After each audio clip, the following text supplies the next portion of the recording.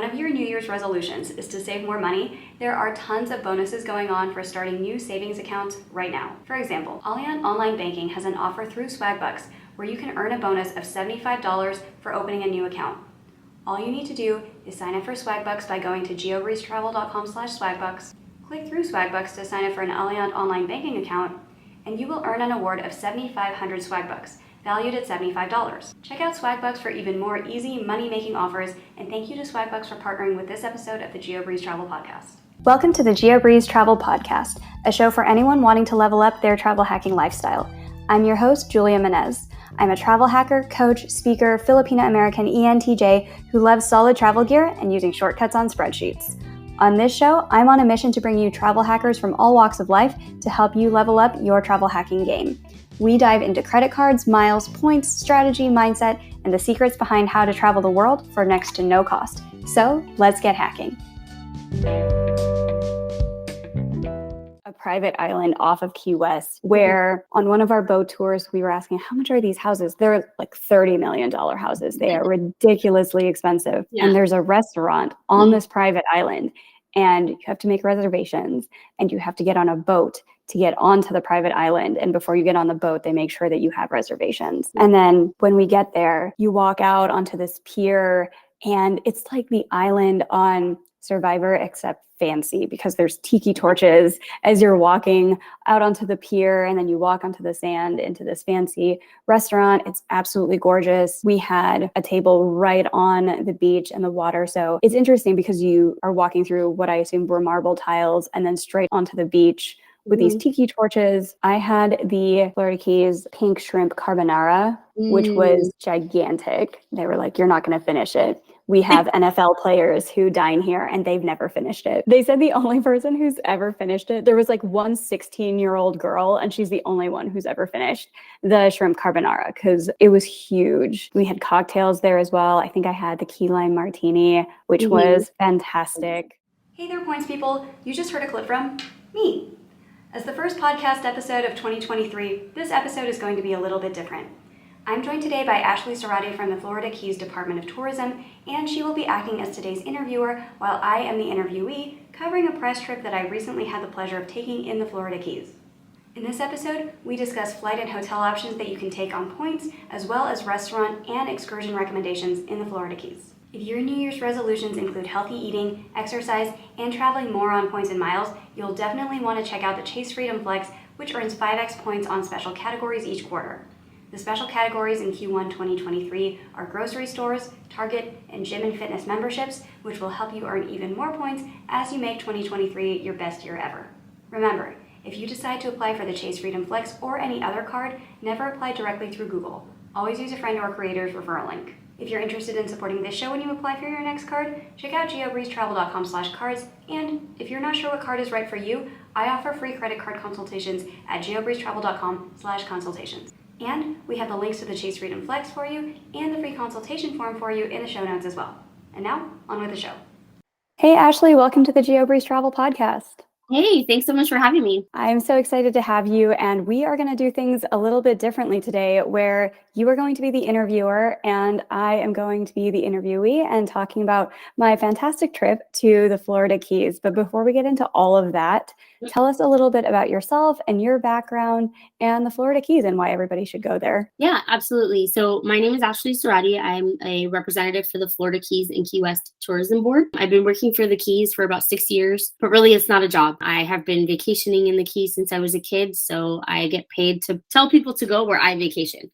So it's an easy sell, as I like to say. So the Florida Keys and Key West are a 125-mile long island chain at the southern end of Florida. If you're looking at the map, we're sort of like those tiny little chain of islands all the way down at the bottom that you really have to zoom in on if you're looking at. But to give you a quick overview of the Florida Keys, if you are traveling south from Miami or Fort Lauderdale, the first key you'll come across is Key Largo. Key Largo is home to the first underwater state park, John Pennekamp Coral Reef State Park. It's home to great diving, great snorkeling, a lot of ways to get out on the water can be found in Key Largo. It also has a rich movie history in Key Largo, of course, and it's home to the African Queen from the movie starring Humphrey Bogart and Katharine Hepburn. Continuing south, you come across Isla Morada. Islamorada is sort of what I like to call the up and coming cool kid. If Key West is its big sister, then Islamorada is the lesser known but equally as cool little sister. And there's a lot of great dining, great art galleries, a lot of local breweries and distilleries, and lots of great things. They have a really burgeoning art scene. The Morada Way Arts District hosts the third Thursday Art Walk every third Thursday of the month. Keeping on going down south by Southwest, you'll run across Marathon. Marathon is best known for the 7-mile bridge. It's the longest contiguous bridge in the United States, but it's also great for families in that there are a lot of family-friendly activities and attractions to see and do when you're visiting the Marathon area. We're just going right on down the map. Big Pine and the Lower Keys. So Big Pine and the Lower Keys are the least people-populated area of the destination. You'll find more animals in this area than you will people, which I think is great, especially for those that are really looking to connect with nature. Go kayaking in the backcountry, stand-up paddleboarding, and also go looking for key deer, which are smaller versions of the American white-tailed deer. And then last but certainly not least is Key West, which I think is probably the most popular of all of the areas in the destination, known for its nightlife, great hotels, great dining, of course, nightly sunset celebrations at Mallory Square. There are so many cool places to go in the Keys, and I feel like not enough people talk about them. Definitely not in Points and Miles, which is weird because there's so many different Points hotels and so many different ways to get there using Points and Miles. So I am excited to jump in. Yeah, so I guess I'll just jump right in with the question. So what made you want to visit the Florida Keys? I'm personally Team Hyatt, and there was one hotel. It was not actually one of the ones we stayed at, but when I was looking for where we can find a Hyatt Residence Club, this was one of the very few places in the US where you can get to stay at a Hyatt Residence Club. So I saw that first, and then I thought, oh, well, what else are in the Florida Keys? And so kind of just started looking around there, and it has such a unique feel to it. I am really into, say, urbanism, where I like towns that it's totally walkable. You can get to all of the different restaurants. You don't have to mess with parking and the cars and everything. And I know that when people see where the Florida Keys are on the map, it looks like, well, there's no way to get there without driving. You have to drive down that Florida highway. But once we talk about Key West, it's actually one of the greatest American cities that I think that I've been to, because you can just walk everywhere. There's restaurants, there's stuff to do, there's park benches. Obviously, there's a gorgeous ocean. There's just so much to do and eat and see. And the logistics were really, really easy. Yeah, I think I have to agree with you on that. I mean, you can basically park your car in Key West and not need it for however long you're there, which I think is really, really great. So for anyone looking to travel to the Florida Keys, how can someone fly there using Points and Miles? Most people are probably going to fly either into Miami or Fort Lauderdale. And between those two airports, there's pretty much every airline is going to service those. We flew from Las Vegas to Miami through Southwest. We had a quick layover in Texas each way. I think each way was in Austin. Since Miami is an international hub and Fort Lauderdale is a huge airport as well, like I mentioned, pretty much anyone flies there. So whatever your hub airport is, if you are in Newark and wanted to fly United, or if you're in Philadelphia and you want to fly American Airlines, all of these things are options for you. And then from there, Key Largo is only about a 1.5-hour drive from Miami. And then you could also fly into Fort Lauderdale. It's probably going to be about half an hour more. So not too bad at all. We actually had a funny story with our rental car. So I know that working with you guys, you had gotten us a rental car, and the whole time was going to be to have my husband just drive everywhere while I take pictures. Well, we had just moved to Nevada. So he had gotten his temporary license. And while I was trying to get mine, I don't know if the state of Nevada got hacked or something, but the computer shut down as I was sitting there, and they're like, we can't give you your new license right now. Please come back a different day. So he had his temporary and I did not. With the temporary license, they just give you a piece of paper. So when we were at Miami Airport and I was like, oh, I'd like to add him as an authorized driver, and he hands over the piece of paper temporary license, they said, oh, we can't accept that from out of state, so he can't drive. Oh my gosh. Previously, before moving to Nevada, we had lived in New Jersey, Jersey City, for 3 years, and I had not driven a car in 3 years. And they said, ma'am, you're going to have to drive. It's you. And they were very nice. They got me a smaller car. It was a Kia Soul so that I was able to see over the dashboard. But for anybody who hates driving as much as I do, it was horrible in Miami, but the rest of the trip was completely fine. The Florida highway is really, really easy. There's not really any wrong turns. You're just going down one highway the whole way. I got a little antsy on the bridges at first where I'm like, oh my God, I'm not used to driving. You get used to it really, really quick. So for anybody who's like, oh, I don't love driving, it's not that bad at all once you're out of Miami. That's so crazy, but at least you were coming to a destination that there's one road in and one road out. Like you said, it's not that bad. I'm so sorry that happened.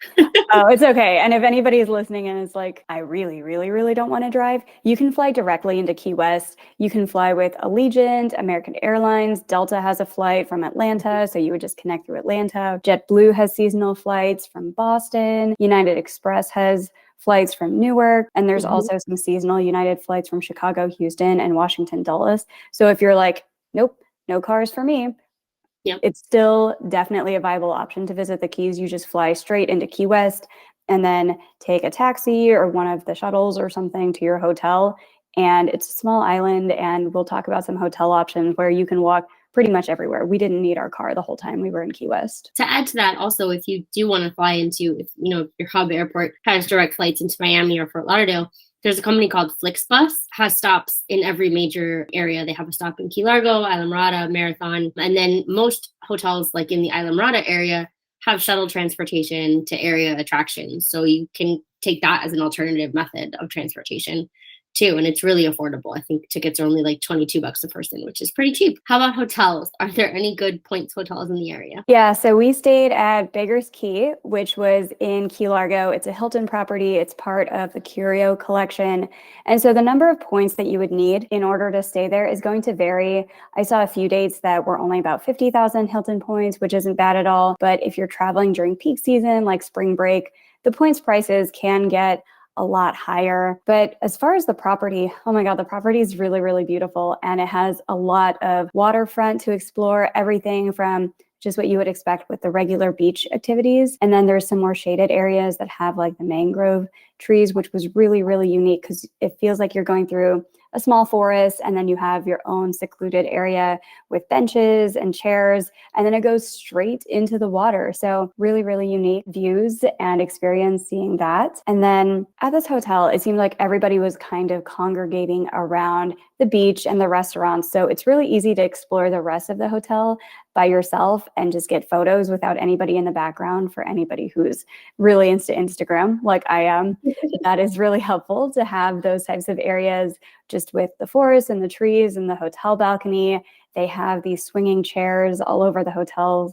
Those are super grammable. So that was a fantastic stay. And then we also got to go to the restaurant called Clusa's at Baker's Key. Yeah. And they have sunset champagne toasts available for guests every night. It's included with your resort fee.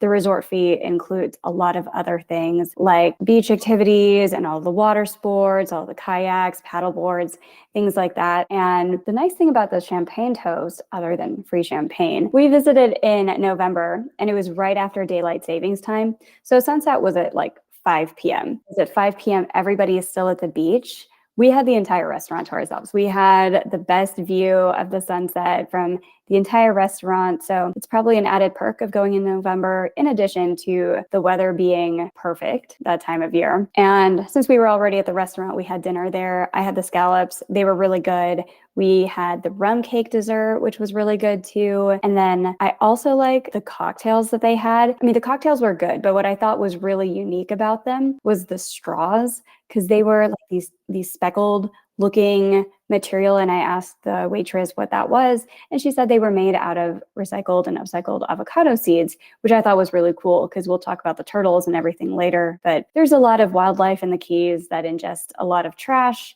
And so I really appreciate that the hotel is using biodegradable straws to kind of combat that. So I thought that was really cool. So that was our first hotel in Key Largo. And then the other hotel that we stayed at during our trip was Kimpton Winslow's Bungalows in Key West. It's right in the middle of Key West. So it's a maximum of 20 minutes to walk to any of the major attractions, from the waterfront, the butterfly gardens, museums, anything. And it's a really, really unique historic feel with this hotel. You get your own private bungalow. I read online that no two rooms are exactly the same. So I think that's pretty cool. And then the Kimpton brand with IHG is known for having extra fun perks at their hotels. Like a lot of them will have wine happy hour every day, or sometimes they have a seasonal secret password that can get you some extra perks like upgrades or free drinks, depending on the property, sometimes swag. And when we arrived, they didn't have the secret password in place then, but we did get a couple of welcome drinks.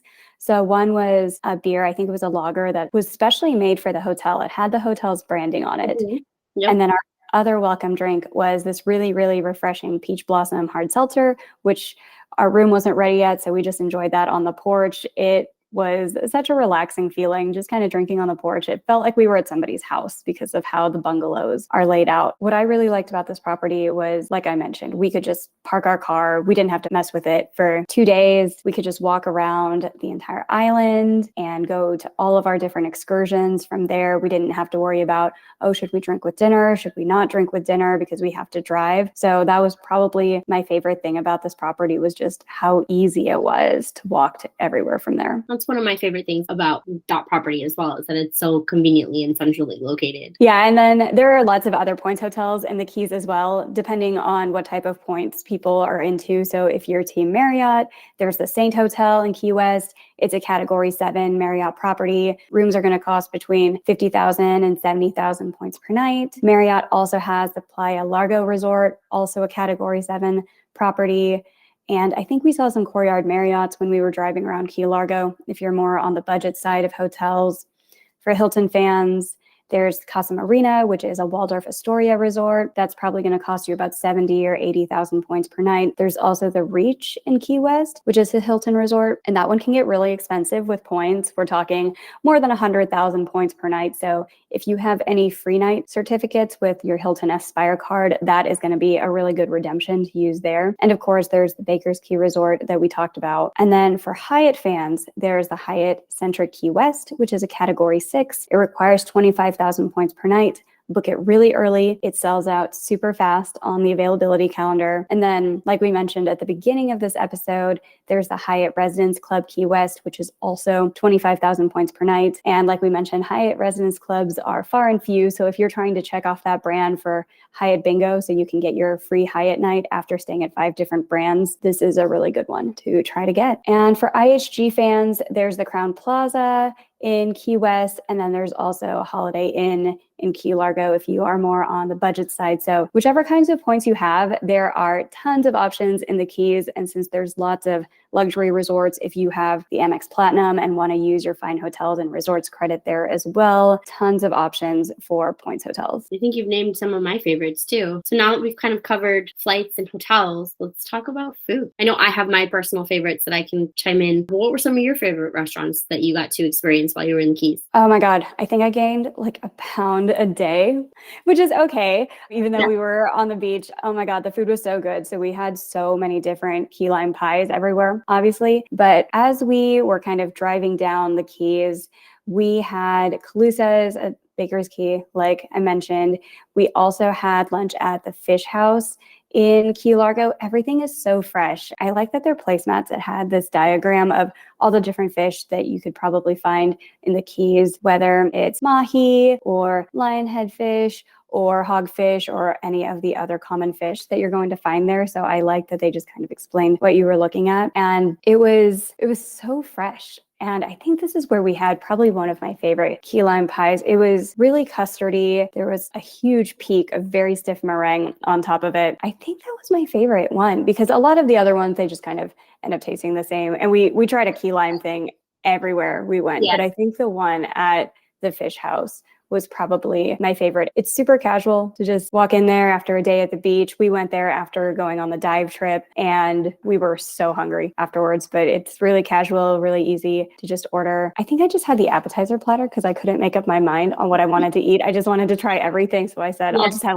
2 pieces of everything. And that was fantastic. In addition to restaurants, we also went to Isla Mirada Brewery and Distillery. So they gave us a tour of how they make all of their different beers and spirits. They have this gin that was really cool. It was hibiscus flavored. And then when you add the tonic water, it changes colors. So that's really cool.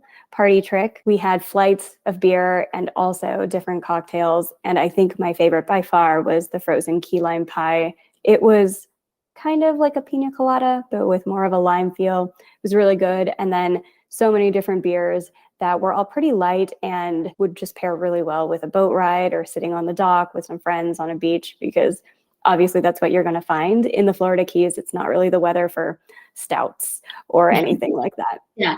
Definitely not a heavy beer, no. So a lot of really, really good beer options, and they had rum as well and vodka and gin. So lots of different options there. And then we had dinner at Chef Michael's after that. And this is a higher end restaurant. It was really, really nice. We had something called the Petite Lionfish while we were there. And they have a few different ways that they can prepare whatever kind of fish you want. They have a few different kinds that are on the menu. All of them are super fresh. Our dessert here, instead of having the key lime pie, we ended up having the salted caramel cheesecake. It was so good. We were so full too. So we actually ended up getting it to go and having it for breakfast the next morning, because salted caramel cheesecake is the breakfast of champions. And it was fantastic. The Hilton at Baker's Cay actually gave us a fruit platter as a welcome amenity. So we sprinkled blueberries and raspberries on top of the cheesecake and said, now it's healthy. Yeah, you got your fruit and veggies. We visited the Key Largo Conch House. That was probably the first one that we went to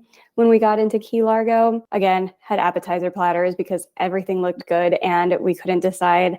The key lime dessert we had there was the key lime coconut cake, which was really, really good as well. And I think the appetizer platter was huge. You get so much value. We had fritters, bacon wrapped shrimp, I think, some bacon wrapped jalapeno poppers, a lot of coconut shrimp. So you can get a lot of food for your money there. It was really, really good. We went to Fisheries, which was also a really good seafood restaurant. Again, everything was so fresh in the Florida Keys. And then those were the ones in Key Largo and the middle islands that we went to. When we were in Key West, I don't know if I'm going to count Sebago as like a drinking or a boat excursion thing, but it's a little bit of both. It was just open bar all night. You get on a boat, there's live music, and then they just kind of take you around the water while you watch the sunset, and it's absolutely beautiful. And they have hors d'oeuvres for you as well, little snacks while you're enjoying your open bar. So if you are into party boats, that one is a fun time as well. We had dinner at Half Shell Raw Bar in Key West. I think I had the lobster there. It was broiled, it was dunked in butter, it was fantastic. And that restaurant is right next to the water, so you have an easy walk to any of the tourist attractions that are on the pier. I really recommend going to Half Shell Raw Bar. Obviously, as the name kind of alludes, they have shrimp, they have lobster, they have oysters, they have every type of seafood that you could want that comes out of a shell. I think one of our final dinners was at Latitudes, which is on Sunset Key, and it is so luxurious and so fancy. So there's like a private island off of Key West where on one of our boat tours, we were asking, how much are these houses? They're like $30 million houses. They are ridiculously expensive. And there's a restaurant on this private island, and you have to make reservations and you have to get on a boat to get onto the private island. And before you get on the boat, they make sure that you have reservations. And then when we get there, you walk out onto this pier, and it's like the island on Survivor, except fancy, because there's tiki torches as you're walking out onto the pier, and then you walk onto the sand into this fancy restaurant. It's absolutely gorgeous. We had a table right on the beach and the water. So it's interesting because you are walking through what I assumed were marble tiles and then straight onto the beach with these tiki torches. I had the Florida Keys pink shrimp carbonara, which was gigantic. They were like, you're not going to finish it. We have NFL players who dine here and they've never finished it. They said the only person who's ever finished it, there was like one 16-year-old girl, and she's the only one who's ever finished the shrimp carbonara because it was huge. We had cocktails there as well. I think I had the key lime martini, which was fantastic. And then we had an espresso dessert as well. So the entire ambiance and just the entire experience of getting to dine at Latitude latitudes was really memorable. The food was fantastic, but also just all in all, the experience of getting onto the boat, onto a private island, seeing the waterfront from there. Even though it was dark, you can still tell it's beautiful. You can see the stars really, really clearly from the Florida Keys because there's not too much light pollution down there. So just the feeling of being on a private island underneath the stars, just such a memorable experience too. The Latitudes is one of my favorites. I went there with my husband on our mini honeymoon. So it's one of the most romantic spots too. So it's definitely worth checking out if you're making a trip to the Keys. And I think the last place we went before heading back to the Miami airport was breakfast at Blue Heaven. So they have really good banana bread. And what I thought was more interesting was the decor of this place. They have paintings of chickens and roosters everywhere because in Key West, there's all of these feral roosters running around. I had one that jumped on top of our trolley as we were driving around, and then people kept taking photos of it. But this place at Blue Heaven is mostly a breakfast restaurant, but I think they have live music sometimes too because there's a stage and just a lot of paintings of roosters in like modern art style. And there's roosters just walking around everywhere too. It's a fun time. Yeah, they have a great breakfast. I love Blue Heaven for their breakfast. They do a key lime hollandaise sauce there that is just top notch. And the banana bread, like you said, is fantastic there. Florida Keys is, I would say it's a culinary destination. And just trying out all of the different key lime things. We didn't even get to go to Kermit's. I know a lot of people on Instagram kept messaging me, oh, you should try the frozen key lime pie on a stick. We didn't even get to do that. There's lots of just creative ways to use the key lime ingredients. I think just between, you mentioned the hollandaise sauces, the wings. We went to, and I forgot the name of it, but they served crepes and all of them had like this key lime sauce on them. So really, really interesting, creative ways to use the local ingredients at the different restaurants. We call it dock to dish. So, instead of farm to table, you have dock to dish. So seafood comes straight from the docks and onto your plate, which you can't really beat that. I can't believe we've already recorded more than 100 podcast episodes. It feels like we just started yesterday, but we've already covered so many great points and mile strategies on this show and have many more to come. If you're new to this show or looking to level up your points game quickly, I offer a bunch of resources at geobreezetravel.com/start here. It includes links to free consults, free trials to some of my favorite points tools, and also links to services like group coaching, which start at only $5 per session through the Patreon. Again, that's geobreezetravel.com/start here, which I have linked for you in the show notes. So now once you've gotten your full of like fresh local seafood, you want to obviously get active and do some stuff to walk off all that food or exercise off all that food. So tell me about some of the fun activities that you'd recommend to folks who are interested in visiting the Keys. Depending on what you're into, there's probably something for you. If you want to be a little bit more chill with your excursions, the Sebago tour that we mentioned where it was just open bar, that's about as chill as it comes. You just kind of get on the boat, you hang out. Yeah. You're not going to burn a ton of calories. You're going to consume more calories with open bar. But if you're like, that is my jam, that is definitely an option. If you are more adventurous, then you can go to Horizon Divers and they have these different diving trips. I'm not scuba certified, so we ended up snorkeling. We saw the statue of Jesus, which is submerged. It's called Christ of the Abyss. So we could see that. It's probably 20 feet down and you can see it fine if you're snorkeling. We saw turtles. Oh, I saw a jellyfish and I freaked out and I rose to the top of the water and ripped off my mask and just started screaming like, oh my God, there's a jelly. We should move the boat. And they're like, the jellyfish can't harm the boat. It'll be fine. And the captain was like, what color was it? I learned that pink jellyfish are called moon jellyfish and it's completely fine because the tentacles are so short that unless you stick your hand into the jellyfish, it can't actually reach you. But they said if you find any purple ones with the really long tentacles, then you should beware because those hurt really bad. I saw an eel that just kind of stared at me and that was distracting me from the jellyfish at first because I was looking at the eel and I was like, please don't come at me. Please do not. And that's when I turned my head and there was a jellyfish right next to my face. So that was a lot of adventure with Horizon Divers. And then I also get motion sick a little bit too on boats. So I'm just not the strongest swimmer. I was back on the boat and I was like not doing okay. And their staff took such good care of me too. They were like, here's some Jolly Ranchers because you swallowed some seawater. You should look out there so that you don't feel too motion sick. So even if you're like me and not a good swimmer at all, they take really, really good care of you. After our time at Key Largo, we were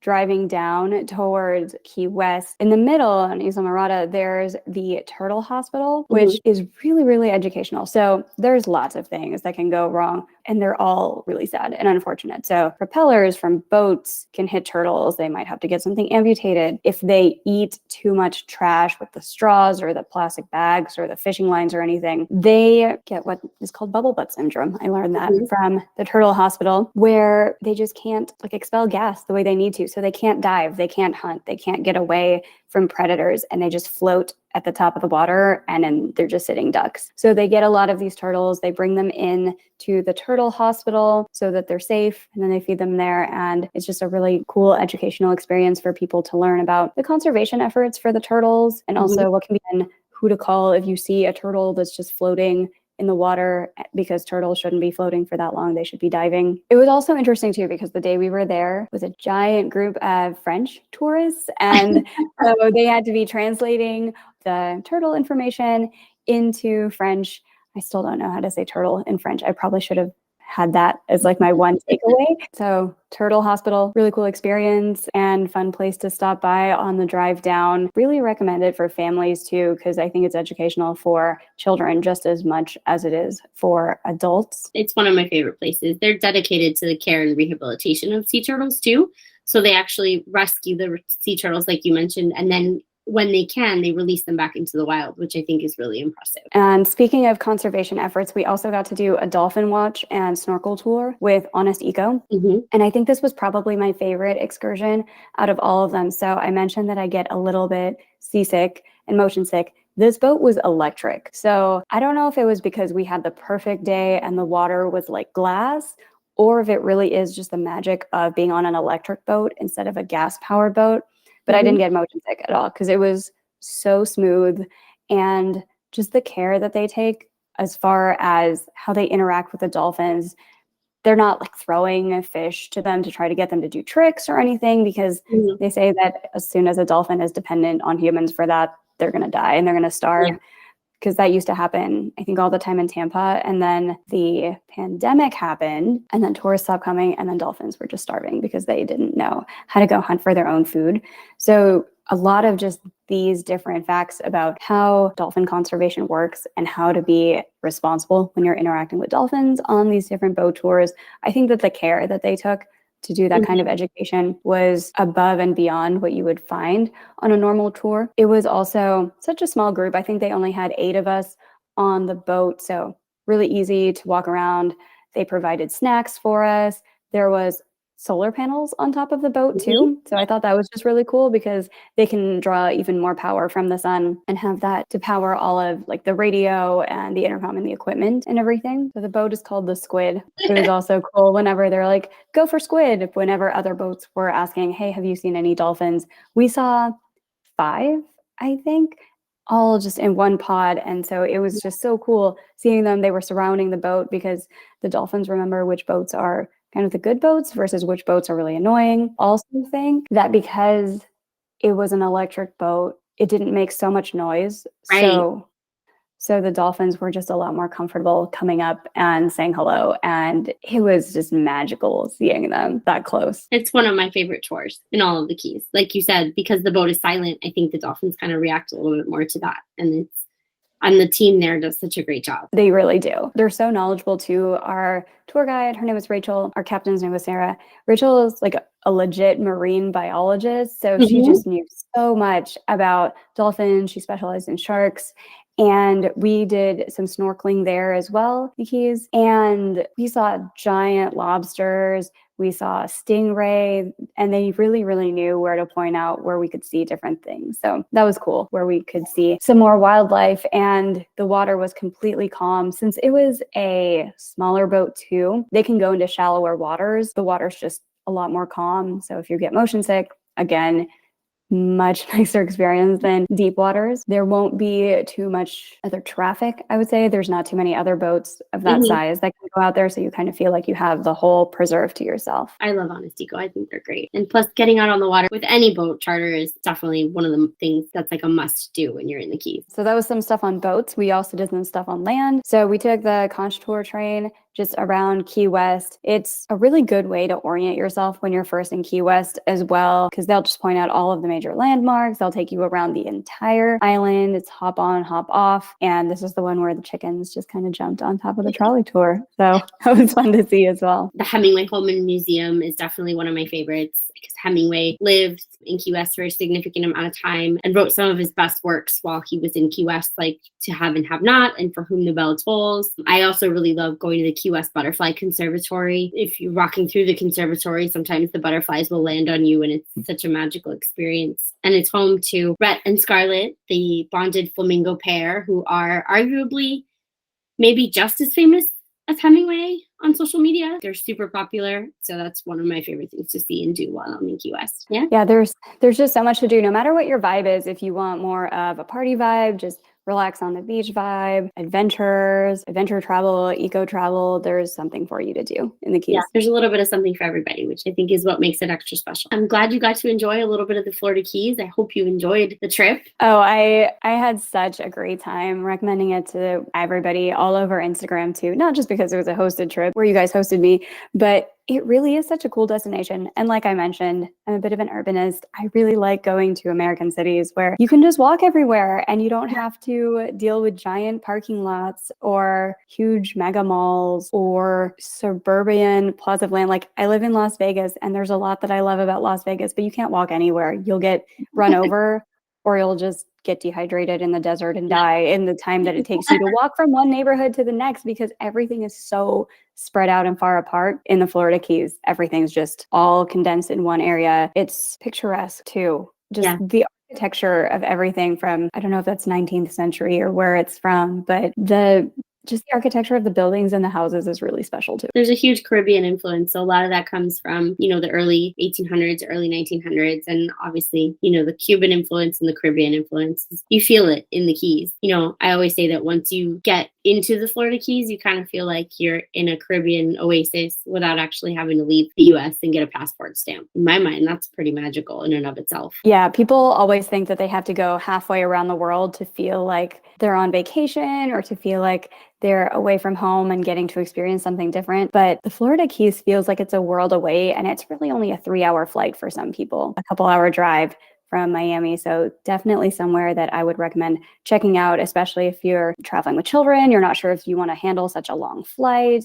If you're like, oh, my passport expired and that's going to take a little while before I can get that redone, I would highly recommend going to the Florida Keys. And there's so many points and miles hotels too. Thank you so much, Ashley, for the opportunity to visit the Florida Keys. Thank you so much for joining me on the podcast today. It was such a pleasure getting to speak with you. And this is our first one where I was the one who got to talk about my experience instead of being the interviewer. So it's kind of a fun change of pace for me too. Awesome. Thanks so much for having me. And of course, thanks for visiting the Florida Keys. Hope you come back soon. Yeah, I will.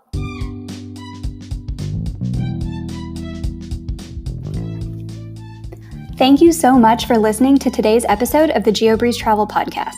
If any of the cards mentioned in today's episode piqued your interest, please check out the links in the show notes for more information on any of the cards. Also, if you apply for a card using the links on that page, I may receive a commission too, so please and thank you. P.S. I hear the links work better in Internet Explorer or Safari, and sometimes the credit card applications tend to glitch out in Chrome. Additionally, it would mean the world to me if you could subscribe to this podcast, leave a 5-star review, and share it with a friend. And if you would like to make even more travel hacking friends, please sign up for the Patreon to access our monthly masterclass hangouts. We dive deep into a particular points program each month, and you'll get to ask all of your travel hacking questions and enjoy being around other people who enjoy points and miles just as much as you and I do. If you would like an invite to the next one, head over to geobreezetravel.com/hangouts to sign up to be on the invite list. Take care and happy travels!